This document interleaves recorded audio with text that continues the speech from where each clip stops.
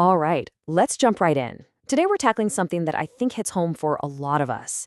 The way our past can cast this long shadow over our present, especially when it comes to our relationships. We're going to explore why that happens and, more importantly, what the path to healing actually looks like. I mean, it's a question we've all probably asked ourselves at some point, right? You get that weird sense of déjà vu, or that familiar knot in your stomach in a brand new situation. How can a memory from years ago still have so much power over how we connect with people today? Let's get into it. So first up, the echo of trauma. This is where we're going to unpack how those past events can actually, rewire our brains for fear and how that directly impacts our ability to trust and really connect with people in the here and now. Okay, so just to make sure we're all on the same page, when we talk about trauma, we're talking about any deeply distressing experience that just overwhelms our ability to cope. It leaves an emotional mark, and it literally changes the lens through which we see the world and ourselves. And this is where we get to the absolute core of what our source material is saying. The single most powerful, most destructive weapon that trauma leaves behind is fear. It's this fear that builds an invisible wall in our lives and, of course, in our relationships. So, what does this fear actually do? Well, as we're about to see, it doesn't just stay bottled up inside us. Oh no, it actively seeps into our interactions, and it often ends up damaging the very connections we're longing for. And just look at this breakdown. It lays out the conflict so clearly. It's like two opposing forces, right? A healthy connection needs things like vulnerability and trust, but fear screams at us to protect ourselves, to be suspicious. Connection needs open, honest communication, but fear just pushes us to withdraw and stay silent.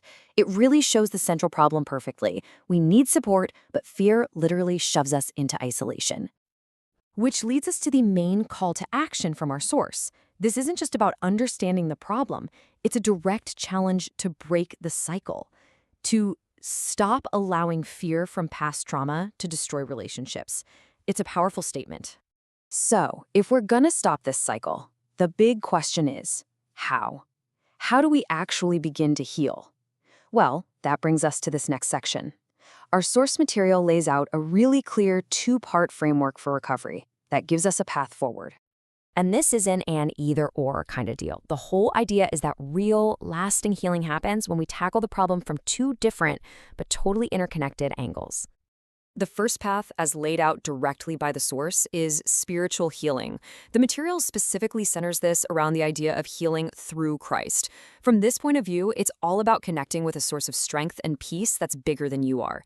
The idea is that this spiritual foundation can provide a sense of unconditional love and forgiveness, which is a really powerful antidote to the fear and worthlessness that trauma can leave behind.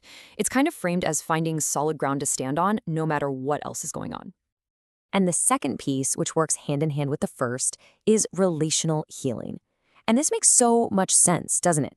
The source makes a really powerful point. Since the wound often happened with people, the healing has to happen with people too. This isn't just theory. We're talking about the real, on-the-ground work of rebuilding trust step by step in safe spaces. It's about finding your community, your friends, your family support groups, where you can practice being vulnerable again without the fear of getting hurt. Essentially, you're letting new, healthy relationships prove to you that trust and support are still possible. And now we get to the most important part, taking action. Because healing isn't something that just happens to you. It is an active, intentional process that starts with making a single, conscious choice. So what does that actually look like? Well, the source breaks it down into three really crucial first steps. First, you just have to acknowledge it. Be honest and really look at the influence that fear is having. Second, you decide. You make a conscious choice that you are no longer letting fear be in control. And finally, step 3, you start. You actively begin that journey, whether it's by exploring the spiritual path, the relational one, or maybe even both at the same time. And that brings us to the end. I really want to leave you with this question to think about. Healing never happens in one giant leap. It's a series of small, brave steps. So, what does just one small step toward healing look like for you today?